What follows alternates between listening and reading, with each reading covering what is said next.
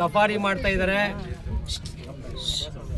ಇಷ್ಟೆಲ್ಲ ಹೋರಾಟಗಳು ಜೊತೆಗೆ ಸುಮಾರು ರೈತರನ್ನ ಹುಲಿ ಚಿರತೆ ದಾಳಿ ಮಾಡಿ ಸಾವು ಮತ್ತು ಮಾದೇಶ್ವರ ಬೆಟ್ಟ, ಬಂಡೀಪುರ, ಬಿಆರ್ಟಿಲೆಲ್ಲ ದಾಳಿ ಮಾಡಿದೆ. ಹಾಗಾಗಿ ಹೋರಾಟ ಮಾಡಿದಾಗ ತಕ್ಷಣ ಸಫಾರಿ ನಿಲ್ಲಿಸ್ತೀವಿ ಅಂತ ಹೇಳಿ ಮಾನ್ಯ ಅರಣ್ಯ ಸಚಿವರು ನಿಲ್ಲಿಸಿದ್ರು. ಈಗ ಅವ್ರಿಗೆ ಎಂಜಲ್ ಕಾಸು ಹೋಗಿದೆ.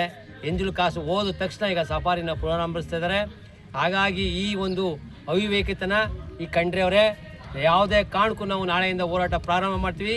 ಯಾವುದೇ ಕಾರಣಕ್ಕೂ ಸಫಾರಿಗಳು ಮಾಡೋಕ್ಕಲ್ಲ. ಇಲ್ಲೀಗಲ್ ರೆಸಾರ್ಟ್ಗಳ ಎಂಜಲು ಕಾಸಿಗೆ ಕೈಗೊಡ್ಡಿ ಅಲ್ಲಿ ಏನು ನೀವು ಪ್ರವಾಸೋದ್ಯಮ ಹೆಸರಲ್ಲಿ ಹೇಳಿ ಕತ್ತಲ ರಾಜ್ಯವನ್ನು ಮಾಡ್ತಾ ಇದ್ದೀರಾ, ಪ್ರಾಣಿಗಳನ್ನ ಹಾಳು ಮಾಡ್ತೀರಾ.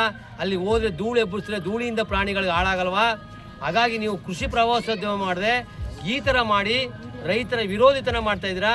ಅಲ್ಲಿ ಸ್ಥಳೀಯರಿಗೆ ಅಲ್ಲಿನ RFO ಮಲ್ಲೇಶು ಸುಮಾರು ವರ್ಷಗಳಿಂದ ಅಲ್ಲೇ ಇದ್ದು ಏನು ಹೋರಾಟಗಾರರ ಮೇಲೆ ಮಾಂಸ ಕುಡಿತ ಎಲ್ಲನೂ ಕುಡಿಸಿ ನಮ್ಮ ಮೇಲೆ ಜಗಳಾಡಿಸಿ ಮಾಡ್ತಾ ಇದ್ದಾರೆ. ಆದರೂ ರೈತ ಸಂಘ ನಾವು ಧೃತಿಗೆಡಲ್ಲ.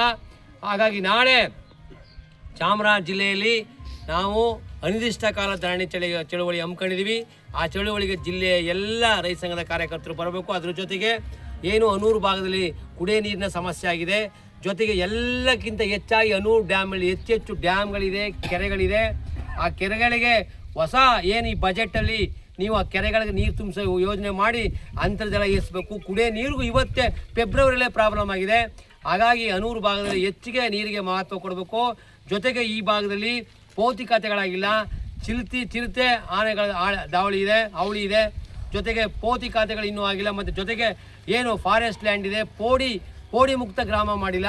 ಹಾಗಾಗಿ ಇವೆಲ್ಲ ಸಮಸ್ಯೆಗಳು ರೈತ ಸಮಸ್ಯೆಗಳನ್ನ ಇಟ್ಕೊಂಡು ನಾಳೆ ಒಂದು ಫಾರೆಸ್ಟು, ಇನ್ನೊಂದು ಏನು ಸಫಾರಿ, ಒಂದು ಕುಡಿಯ ನೀರು ಮತ್ತು ಕೆರೆಗಳ ನೀರು ತುಂಬಿಸೋ ಯೋಜನೆ, ಜೊತೆಗೆ ಕರೆಂಟು ಸಿಕ್ಕಾಬತ್ತೆ ಕಣ್ಣು ಮುಚ್ಚಾಲ ಕರೆಂಟ್ ಆಡ್ತಾ ಇದೆ. ಮತ್ತು ಏನು ಪೋಡಿ ದುರಸ್ತಿ ಮಾಡಬೇಕು. ಇವೆಲ್ಲ ಸಮಸ್ಯೆಗಳನ್ನ ಇಟ್ಕೊಂಡು ಇನ್ನೂ ಸಣ್ಣ ಪುಟ್ಟ ಬ್ಯಾಂಕ್ ಲೋನ್ ಇರ್ಬೋದು, ಒಂದಷ್ಟು ಸಮಸ್ಯೆಗಳನ್ನ ಇಟ್ಕೊಂಡು ನಾಳೆ ನಾವು ಅನಿರ್ದಿಷ್ಟ ಕಾಲ ಚಳುವಳಿನ ನಾಳೆ ಜಿಲ್ಲಾಧಿಕಾರಿಗಳ ಕಚೇರಿ ಮುಂದೆ ಮಾಡ್ತಾ ಇದ್ದೀವಿ. ಹಾಗಾಗಿ ತಾವೆಲ್ಲರೂ ಬರಬೇಕು ಅಂತ ತಮ್ಮೆಲ್ಲರಿಗೂ ಕೇಳ್ಕೊತಾ ಇದ್ದೀವಿ.